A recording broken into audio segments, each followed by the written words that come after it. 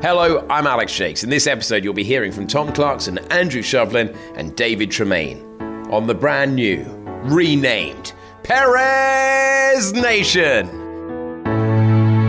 This is really happening. You are really watching Sergio Perez win in Sakir for his first ever Formula One Grand Prix victory. Esteban Ocon is going to hang on and take his first podium. Lance Stroll will make it a 1-3 for Racing Point, who have won their first Grand Prix as well. And Mexico has a Grand Prix winner for the first time since 1970 in an extraordinary race, executed brilliantly from the man who was last on lap 1 at turn 4 and wins. What an amazing Grand Prix that was. In fact, what an amazing 10 days of Formula One. 2 races in Bahrain, both of them absolutely sensational. And AJ, we're recording this 24 hours after the event. I am still on an absolute high. How about you? It is one of those race weeks where you find yourself waking up the next day and you're sad that it's over. You are delighted with what you've seen. What an incredible few days, as you say, for Formula One. From the moment that Romain Grosjean appeared out of the car and hopped over the barrier, from the moment that we got word that everyone was all right down there and that he had only minor injuries for the size of that accident, Formula One has had one of the most extraordinary weeks in years. TC, I hate to bring it up, but you're a pretty experienced guy at this covering F1 thing. Can you remember anything like this? No, absolutely not. Not from, I mean, the news cycle has been incredible. Just give us a feel, because obviously I'm in Bahrain, and give us a feel from the UK point of view. The newspapers on Monday morning last week, tell me about them. Was it front page, back page, middle pages, everything? It was. I think when you get an image like escaping a fireball, then it made some front pages. It made all the back pages. The genuine sentiment across the board, miracle that Formula One and Romain Grosjean got away with that. Then you had, as you would have heard with our podcast, the correct praise for previously unsung heroes suddenly pushed to the forefront. Dr. Ian Roberts and Alan van der Merwe, brilliant to hear from them. They basically consumed the news cycle for 24 hours. And then the big news, Lewis Hamilton, unfortunately contracting COVID-19. Would it be Stoffel? Would it be George? What were you thinking at that exact moment? I really thought it was going to be Stoffel Van Dorn, because I couldn't see what Mercedes were going to gain if George got in the car. And this was pretty unlikely, I thought. Outperformed Valtteri, you would have an extreme headache. You would have a driver facing a return to Williams, knowing that he is capable of running at the front of a Grand Prix. And you would have a number 2 who had been borderline destroyed with his experiences of the last 3 Grand Prix. No way, I thought, Mercedes would do that. But Mercedes did do that. They wanted an answer to the question. And TC, should we start there? We got an answer to what would happen if you put George Russell in a Mercedes. And I've thought about this. I don't think it's hyperbolic. I thought that was a sensational weekend from him. Every bit as good as Max Verstappen back in 2016. I think that's quite a good comparo in terms of he went from a Toro Rosso to a race-winning Red Bull and delivered. And George did exactly that as well in the Mercedes. And let's not forget, he didn't fit the car. He was incredibly uncomfortable. And it was his calmness that surprised me from day one. When he turned up at the track on the Thursday, every interview he gave, he was exactly the same guy as if he'd been wearing Williams clothing. He didn't seem to be nervous.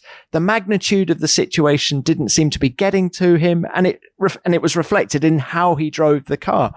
And I just wish I'd seen a little bit more fight from Valtteri Bottas. Now, yes, he made a few mistakes on Friday, and quali, he took pole.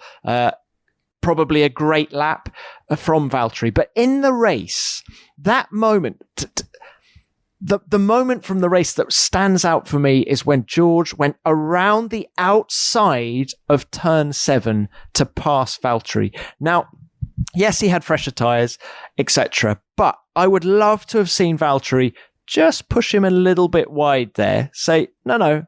But yet Valtteri held the inside and sort of let him stay on the outside. And I think it wouldn't have upset the Mercedes bosses if he had leant on. I think they would have expected him to lean on him a bit and say, no, I'm the senior guy here. You just stay there for a minute, boy.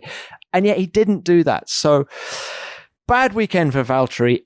Incredible weekend, as you say, for George Russell. About 50 things stand out from that race. But the thing for Valtteri that I think will hurt him is when he came out of the pits, turned to Alex Brundle in commentary and said, Valtteri has been with this team, with the evolution of this car for all these years. He must have the experience now in this second half of the race to eat into that gap. We see him changing things on the steering wheel, corner by corner, settings being adjusted all the time, even with just 11 turns and the shortest lap of the year. Surely there was something in the know-how to outthink George Russell, and it wasn't going to happen. George Russell was going to win that Grand Prix. Absolutely. And what happens next for Mercedes? Put yourself in Toto Wolff's shoes, Alex. What does he do now? He got the answer he was looking for. We know now that George Russell really is the real deal. He outperformed the senior man, as you've just said. What does he do for 2021? Well, you mentioned Spain 2016, and I think there's a big lesson there. When Max Verstappen beat Kimi Raikkonen to win his first Grand Prix, Kimi Raikkonen had a lot of that Grand Prix to work out a way past. Yes, it is difficult to overtake around the Circuit of Barcelona, Catalonia, as we all know from years of experience. Can't wait to go back. But he had a long time to make that move. Couldn't make the move. Didn't try to make the move like the other two, Ricciardo and Vettel, behind. That should have been a sign to Ferrari that whilst Kimi Raikkonen is a brilliant presence and it has been a superb driver in Formula One, that maybe his best days were behind him. Now, if they'd removed him from the team at the end of the year, you bring in someone else, maybe Sebastian Vettel raises his game. Maybe we get an answer that Ferrari then got when he was in the middle of a championship battle, that Sebastian of this era is not the Sebastian that won the 4 titles. If you stay with Valtteri Bottas now, knowing that there was a driver who jumped in the car, immediately outperformed him, George isn't going to get slower from this point on. Why would Mercedes run the slower driver? It wouldn't do Lewis Hamilton any favors. It wouldn't do Mercedes any favors. It wouldn't do Formula One any favors. It is brutal. But I think that now they know who the faster driver is immediately. George will not get slower from here on in. I think Toto Wolff has a really hard decision to make. Or not so hard from what you're saying. And I think this decision is different to the Ferrari one, because take your mind back to 2016. Who was available to replace Kimi Raikkonen at that time for 2017? I'm racking my brains to think who they might have got. Whereas now we know that George Russell can be made available because Williams is part of, he's a Mercedes young driver, and Williams have their power unit. They managed to extricate George for one race. Surely they can do it for 23 next year. So George is available. And I loved, Alex, how he said on the radio after the race, I hope we get an opportunity to do this again. But it was a correction, wasn't it? We'll get this opportunity again. I hope we get this opportunity again. Thank you. No, well done, mate. You really showed your mettle today. Really showed that. Because George Russell is a man who knows how to communicate. I have to say, it's one of the things that I always underline. Been very lucky to commentate on some very, very talented young drivers. I have never met a more clear communicator in the 6 years I've been doing junior formula than George Russell. He has an ability to just say what he wants, carry a team with him. There are other drivers that if they said the same words that George say, they would irritate the team. He just has a mannerism where he communicates so clearly, and he's done it from a very early age. He's been mocked sometimes for how demanding he's been, but didn't you hear it? In Friday practice, immediately like, I want this change, I want this change, I want this change. Could have said it in the debrief, said it on the team radio, knowing that it would go out to all of us. He is a man who uses his brain when he communicates, and it's a huge strength. I think it's a large reason that he was at the front immediately. And he's pin sharp. In the post-qualifying press conference, he was correcting Valtteri at one point.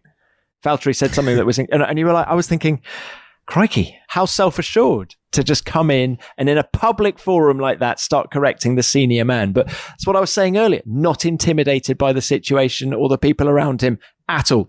I think overall, we'll look back at the Sakir Grand Prix wide-eyed and open-mouthed for years to come, but I think it was one Grand Prix lost and many Grand Prix victories gained in the future with that drive for George Russell. Yep. And I think he can put pressure on Mercedes now and say, I want the main chance. And if you're not going to give it to me, then quite frankly, I'm going to start looking elsewhere. So there's a lot of chat about Lewis Hamilton still being in negotiations with the team for next year. Is it going to affect things, George's performance out of nowhere, TC? Well, I think Lewis is thinking, damn, why didn't I get this deal across the line earlier in the year? Because, I mean, of course, Toto Wolff is saying that it's not going to affect the negotiations at all. But Toto's a smart guy. So obviously it is, in that he now knows that he has a brilliant fullback in George Russell. I think if George Russell was promoted to that team next year, he would immediately become a championship contender. Without doubt. So therefore, he can use that. Toto can use that in his negotiations with Lewis Hamilton and say, you want 30 million? I haven't got 30 million. And I've got a young guy who's going to do a great job for me if you're not going to drive this car. So I think, let's not beat about the bush. Lewis Hamilton is going to come back next year. He wants that 8th world title. But I think the deal will not be as good now, post George Russell, than it would have been before. There you go. Well, you know, the old adage, a week is a long time in Formula One, apparently. Well, I know you're worried that we haven't heard from friend of the pod. Andrew Shovlin speaks to this podcast, whether he's had a good day or a bad day. And the director of trackside engineering for Mercedes caught up with TC after an uncharacteristically tough day for Mercedes. The key issue for us was the problem with the tyres in the pit stop when we had that safety car. And we thought we'll bring them in. We had gap, we could go onto the medium tyre. Now, we haven't had enough time to get an absolute and thorough understanding of what went on, but we have found a smoking gun, and that's to do with how the radio system prioritizes messages when for instance, when Ron is calling out the crews and getting them to get the tyres ready for the two drivers. And there were a number of broadcasts at that time on the radio system. Now, the system knows to prioritise the messages coming from Ron, because the most important thing is the tyres are there, more so than whatever a driver says or whatever someone else in the crew might say. But it looks like there is a period whereby the system is deciding to let the prioritised message through. And we missed a key bit of the broadcast, such that half of the tyre collectors didn't get the message, and it looks like half of them did. Therefore, we've got the cars coming in and all the tyres are not ready in the pit lane. Now, then it obviously looks like a sort of mess of, as not really understanding what we're doing. But the issue all comes down to this sort of root cause where we lost a key message at a key point. There was very little time between the safety car and George coming into the pits. And that's, as I said, we found this smoking gun. We just need to go through all the logs of everything to see how that was working. And once we've got a complete understanding of that and filled in a few of the blanks that we're not certain of at the moment, we can then look at a solution for the next race in Abu Dhabi. Can we just take it back a step? Why did you need to make that pit stop? You were on the hard tyre and it looked like you could go to the end of the race. We could have gone to the end of the race. And in hindsight, if you can say, if we stayed out, if we'd avoided the issue, that would have been brilliant. But as a racing team, you can't be afraid of doing a pit stop, and you can't be afraid of doing a pit stop under pressure. And we do hundreds of these in races under pressure, double stacked, all sorts of things, and they go well. And the ability to do them under pressure is what often wins you races. So, it's one way you can sort of say, well, it was, in a sense, the stop was, a precaution just to make sure we had the best tyres on the grid. It would have consolidated the lead of the race if we'd been able to perform it well. And we need to make sure, in understanding it, like any other fault, you focus on root cause, not all the other sort of noise and chaos around it. And it, as you say, it's, with hindsight, if you could wind it back, it would have been great. We could have won the race on the tyres that we were on. But we have to be able to, do these stops. And this, this is something that could have caught us out in any of the past 3 years, and it could have caught us out at the first race next year. So it's, it's something that's been there in the system. And it was, awfully unfortunate for the drivers and desperately unfortunate for George that we found that today. But it could have caught us out at any point. And what were the ramifications of that radio malfunction, that Valtteri's tyres were put on George's car? Can you just explain what happened? Basically, we got half of one driver's and half of another's, and then Valtteri we sent, because you're then missing tyres from a set. That then caused another problem, that you've got a lot of guys who can't talk to each other because they haven't got transmit function, and you can't have a coherent conversation in the middle of, in that kind of environment, trying to work out what to fit to the car. And in the end, we decided to refit the hard tyres that Valtteri had been on, just to make sure we could get out of the box and go. So, you think it's messy. It's you look at it and you think, for a world championship winning team, it's really hard to kind of watch it happening and not sort of feel really uncomfortable. But as I said, the pit crew didn't do anything wrong. It's simply that when you lose these messages, it highlights that the system falls down, and that's the thing that we'll we need to just focus on the root cause, and that's how we deal with any problem, be it car performance, reliability, or operations. We just get stuck into fixing it and come back stronger. And then a word, if we could, on George. He then has a puncture. How serious was it? Obviously he couldn't have made it to the end of the race, so you had to pull him in again. Yeah, we lose about 1.5 PSI a lap. And we knew that we were okay to sort of watch it for a period.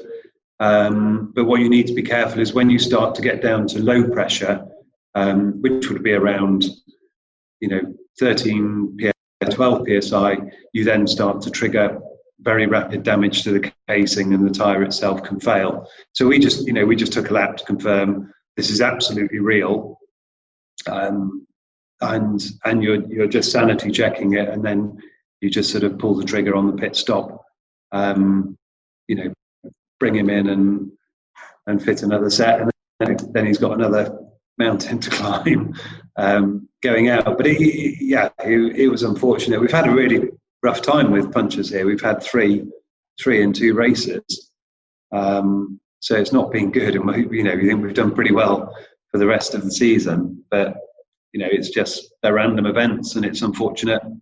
Certainly nothing that he did wrong, but it was the sort of final nail in the coffin. Can we talk a little bit more about George and his weekend and all the sort of processes that you had to go through to make him comfortable? I mean, how difficult, first of all, was it to get him in the car, physically in the car? It was difficult, and it's been made difficult by the fact that we've not had such a tall driver for a very, very long time. And every year, as you're looking for what can we squeeze something here and there, and work on the packaging, and put a bit more performance on the thing, it becomes a less and less comfortable environment for a guy who's quite a bit over 6 foot tall. You have to go back to Jensen. Is it Jensen Button the last time you had a driver like that? So we're talking 10 years ago. And And the thing with a tall driver is they do learn to adapt. They can't have everything perfect all the time. And he's done a good job to drive around it. And it's not just physically things being in the way and not being able to have your normal seating position, but also it's painful because we can't quite get enough space for him, so he's being pinched and the seat's not quite perfect.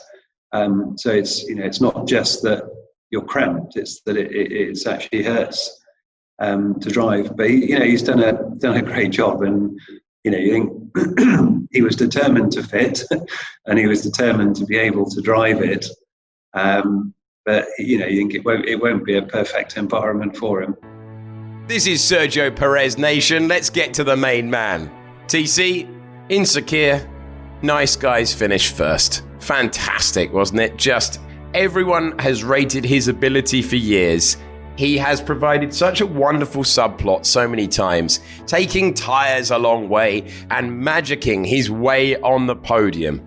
And finally, the door swings open for it to be on the way to the top step. Can you imagine how impressed we'd have been with last to third, last to first? Outrageous. I don't find the words. I'm a bit in the limbo right now. You, as a driver, you dream for this time to be in this position for so many years. Basically, I worked my whole life for a moment like this, So to finally achieve it, it's difficult to digest. I think it will take a couple of days, but it's just something incredible, Especially coming back from last weekend where it was a very disappointed day for us, where we should have been in the podium. Really, the last 4 races or so, we should have been on the podium, but we didn't give up. Especially after lap 1, we got knocked out again. I don't really know what happened. I was already doing the corner, and I got hit badly by behind. So I thought the race was over again, but we managed to come back. How was the car after that incident on lap 1?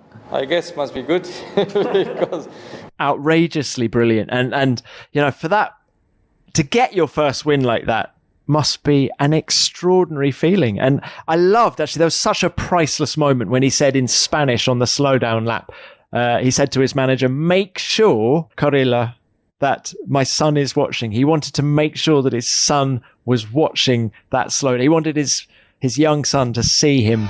Yes, Checo, P1. Yes. Lance P3, Checo, Lance P3.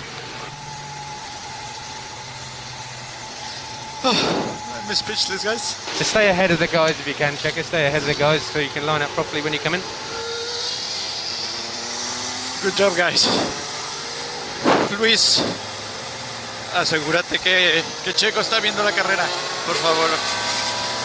Pick up the rubber, Checo. Pick up the rubber. And you can go to cool. Go to cool.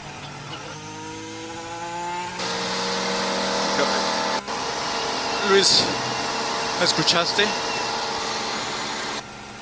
Amazing, Checo. Well done. All the way to P0 once you stopped. His family's in Abu Dhabi at the minute. They're coming to the last race, but they weren't in Bahrain. So Checo has the support of the entire paddock at the minute. He's a lovely guy. He's very popular. He's a great family man. His father, completely passionate about racing. I remember interviewing him way back about Checo, and he started crying mid-interview just because he gets so emotional about Was his that your son. interview technique, TC? Yes. Prod him in the eye till he starts crying, but just a incredibly passionate man, and I can't imagine how father was feeling after that win, but just, and the uncertainty surrounding his future as well. It just adds to the subplot, doesn't it? It's brilliant drive, brilliant man, and yeah, let's hope he gets that. I think he has to get that Red Bull now, doesn't he? You look at what Alex Albon ended up P6, but it wasn't a great weekend for him. And let's bring it back to George Russell again. But I think if Checo Perez is driving that second Red Bull next year alongside Max Verstappen, Red Bull suddenly become a Constructors' Championship threat. to such an extent that maybe Mercedes need George Russell. They can't rely on Lewis Hamilton bagging all of the points all of the time. Don't disagree with this at all, TC. Things have completely turned on their head in the last week. Suddenly we're thinking it's a safer bet to put George Russell in a Mercedes after one Grand Prix distance. Suddenly, Sergio Perez, and the predominant thinking in the paddock, correct me if I'm wrong, but the predominant thinking in the paddock was that they were going to stay with Alex Albon. And then two things went against Alex this weekend. Sergio Perez with the drive of his life. Yuki Tsunoda gets the super license points he needs by finishing third in the Formula 2 championship. The definition of a tough week for Alex Albon. Yeah, not help, and probably a little discombobulating for him, because Christian Horner said on Friday that no, Alex isn't part of Franz Tost's plans at AlphaTauri next year. If he's not in a Red Bull, he'll be on the bench next year. And all of that playing in his mind, and such a difficult situation for Alex. I firmly believe he's a better racing driver than he's looking at the moment, but you almost want him to take a step back, take some time out, clear your head, and hopefully come back in an AlphaTauri in 2022 and show people what you can do. But as Pierre Gasly did when he took a step back as well. But it's tough times, but you can't not put Sergio Perez in that car. Travesty if that happens. One thing that Formula One has done with the last two races has reached a different audience to normal, because it has been the story on the back page of the papers. It has been the main trending topic on social media. It has reached new eyeballs. Incredible escape last week. Incredible race and result this week with two new names for the majority of people who just check in. Did Lewis win? Yes, he did. Okay, cool. Sergio Perez, that's interesting. Gets people's attention. It is impossible to explain to the casual fan that you would not have the fourth best driver in the world on the grid next year. Do you think he's in the best form of his career right now? And not just because of the win, just for the results that we've seen from when he got back in the car after he had COVID. You know what I was saying about Alex Albon taking a step back, taking a step away, maybe missing those two races at Silverstone. Horrible for him to be feeling so ill with COVID, and goodness, we wished him well. But that time away, I don't think it's a coincidence that he's trounced Lance Stroll since then, really. You know, Lance has had bad luck. Of course he has. But actually, there's no getting away from the fact that Sergio Perez has been the dominant man there. And I think he came back in the form of his life, no doubt. But also, I think he's been helped by Racing Point, and the engineering team there, led by Tom McCulloch, have done a fantastic job in recent races of maximizing that Racing Point. It was if early on in the season, we were only seeing 0.8 of what that car was capable of. And now suddenly we're seeing 0.1, and we are actually seeing last year's Mercedes doing what it's meant to do, which is dominate. And I think in these last races, it has actually been the second fastest car on the grid, and only Max Verstappen's brilliance has hauled the Red Bull ahead of it. Completely agree. A driver who has been with that team for a long time, and his team on his side of the garage were vocal about how disappointed they were to be losing their driver. And for all of those reasons, and the fact that he's had to persist for so long, that he's given us so many great stories when he's taken a podium out of thin air. I think back to the laps where he had one chance to pass Sebastian Vettel in Baku and somehow found a way to do it. Just electric driving when it matters is the thing that gets you off your seat. It's the thing that makes you fall in love with Formula One. I think everyone was delighted for him. A Grand Prix that we will remember for a very, very long time. And almost lost in the narrative of Sergio Perez taking a fairy tale victory, we must underline and congratulate Esteban Ocon, because he took a while to get back up to speed in Formula One after coming back in from the cold a year out, and it just shows you how much you lose these days without any actual testing. The simulator is fine, but it's a different life. You can be up until 3 a.m, 5 a.m, just running the laps to try and give the information back to the team at the track. Esteban Ocon is an engaging guy out of the car, and he made a real breakthrough, you felt, at the Portuguese Grand Prix. He's taken that momentum all the way to a deserved Formula One podium, and his talent has always been capable of that standard. It's advert time on F1 Nation, and that means Manscaped. It's the festive season.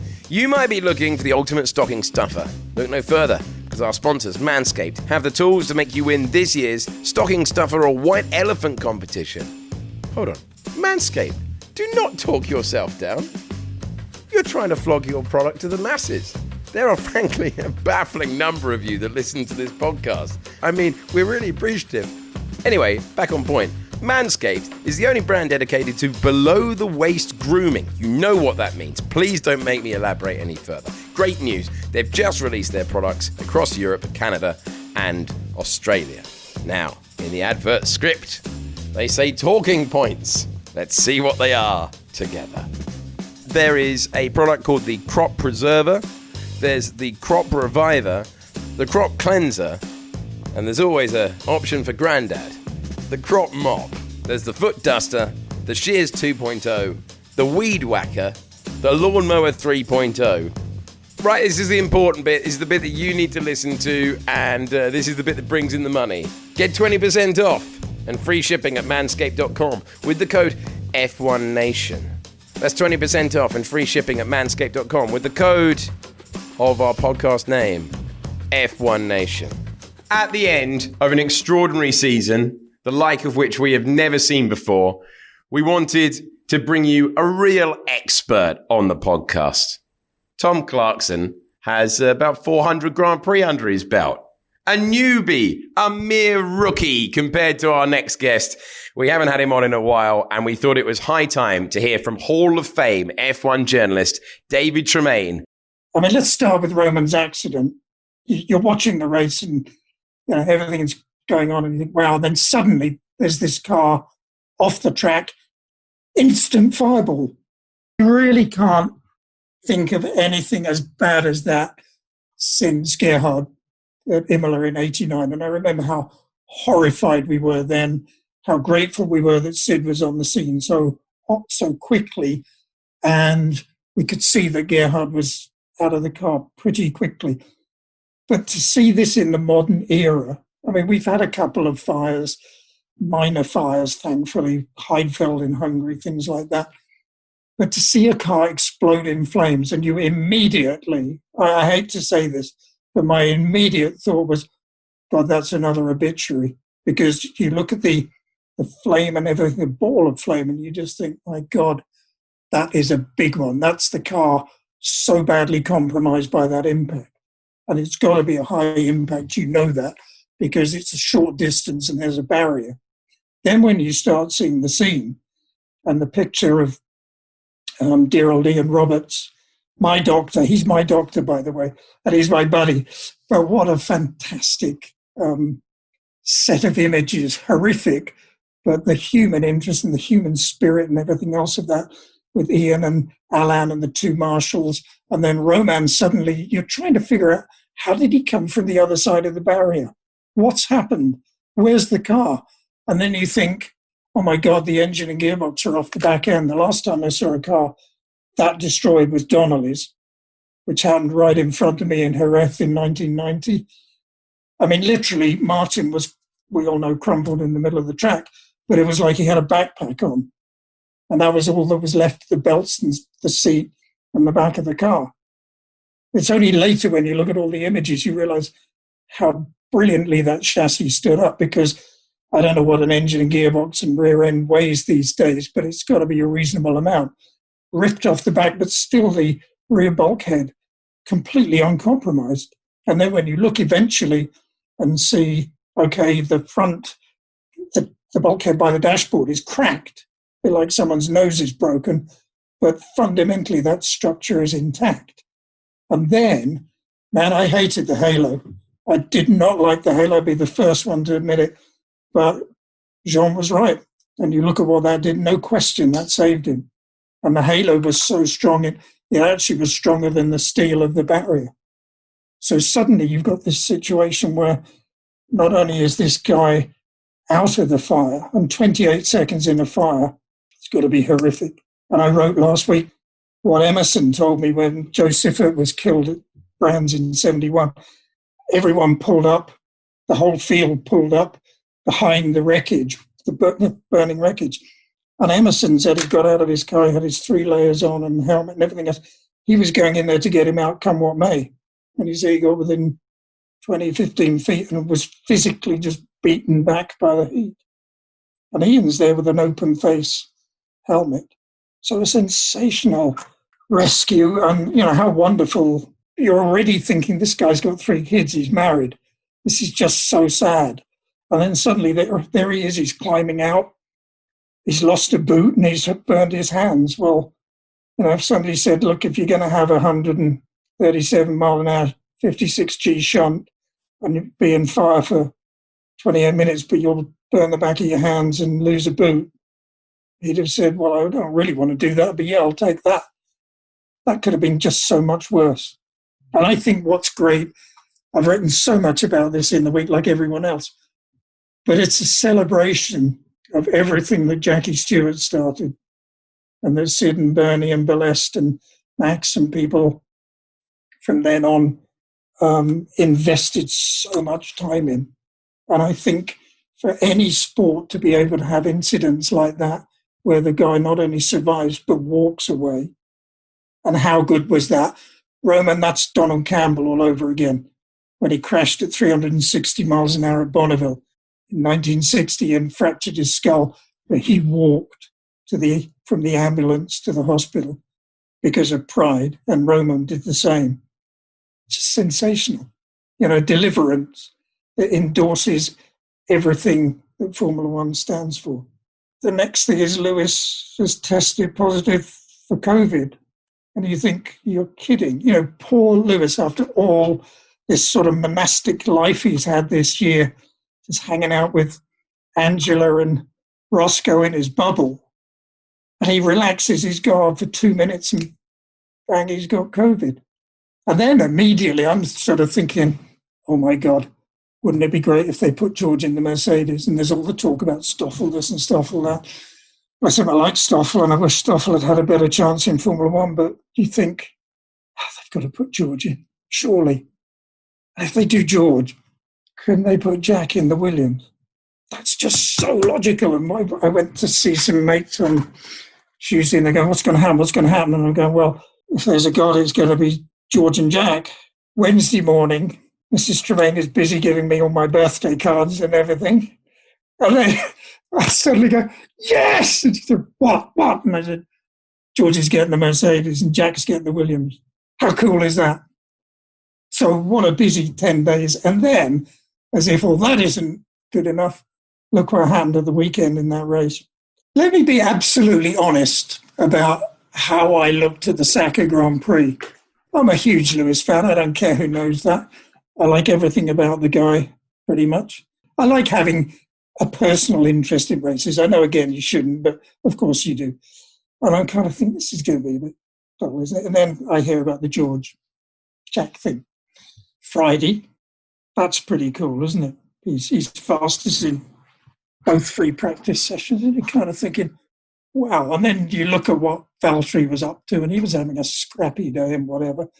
And you kind of think, okay, well, don't get too carried away. And then when you get Saturday morning with Valtteri quicker and Max is there as well, and you kind of think, all right.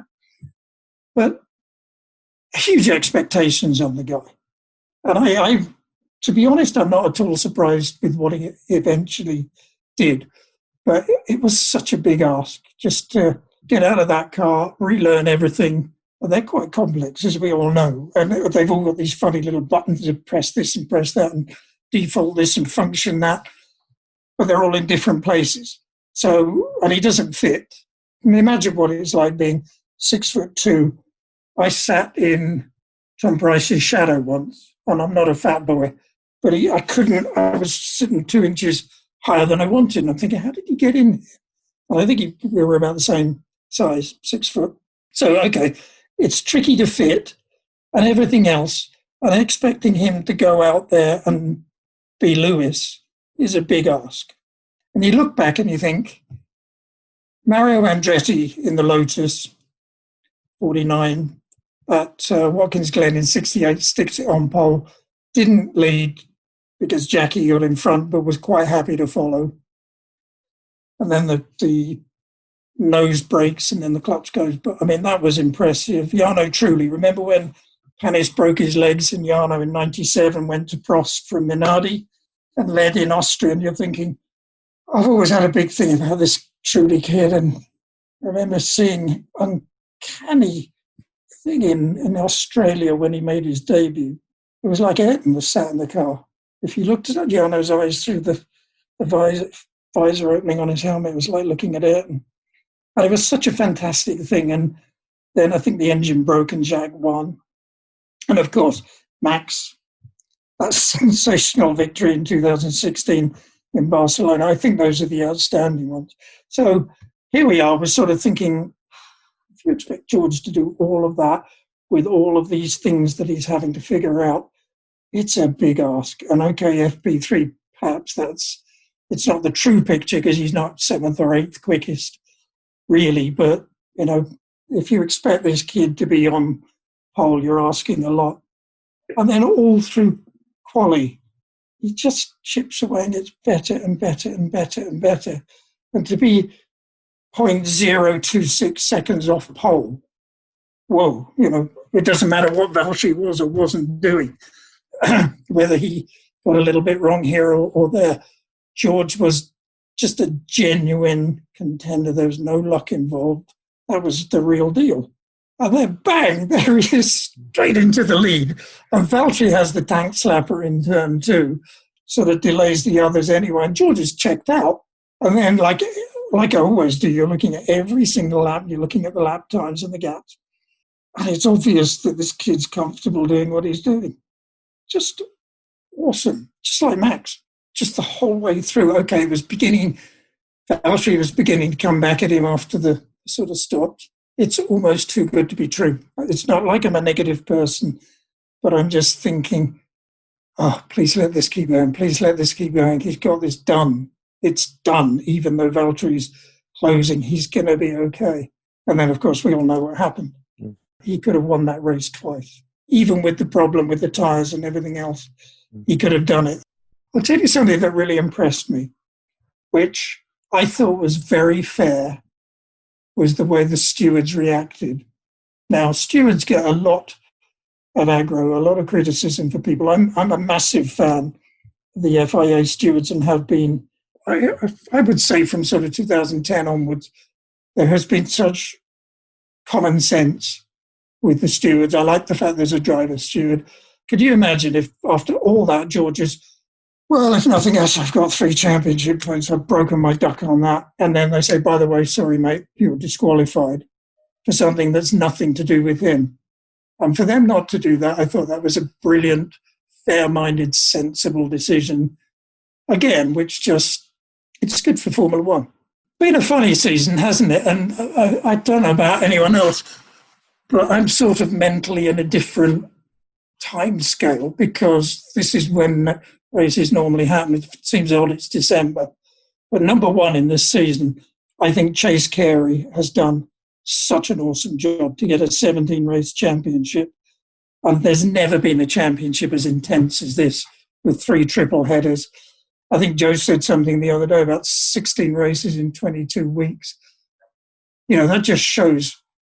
And, okay, we've had 3 high-profile COVID cases, but I think it's sensational how well it's been managed. It's been such an intense season. Of course, it's Lewis dominating, but to me, funny enough, I don't really, the results say that he has. But Valtteri's taken the fight to him as much as he can in quali. Max is always there. The other thing I think that's extraordinary that makes this so different, apart from just the general way everyone's got together to make it work, is we've been to some old school tracks again, and the public love them.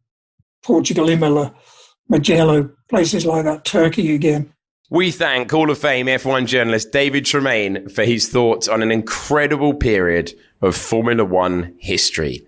583 races David has done. And when you hear him talking about Martin Donnelly's accident at Jerez back in 1990 or Gerhard Berger's fiery crash at Imola in 1989, he was there. He was at the track. He's been around a wee while as DT, and he loves it now as much as ever he did. It's sensational to hear from him. Really is, and you can tell that with every single answer. TC, unbelievably, we have reached the end of the 2020 Formula One season. We have one Grand Prix to go in Abu Dhabi. And as is always the case at the end of the pod, I'm rushing to the airport because the entire Formula One paddock is being transported on 10 chartered flights from Bahrain to Abu Dhabi.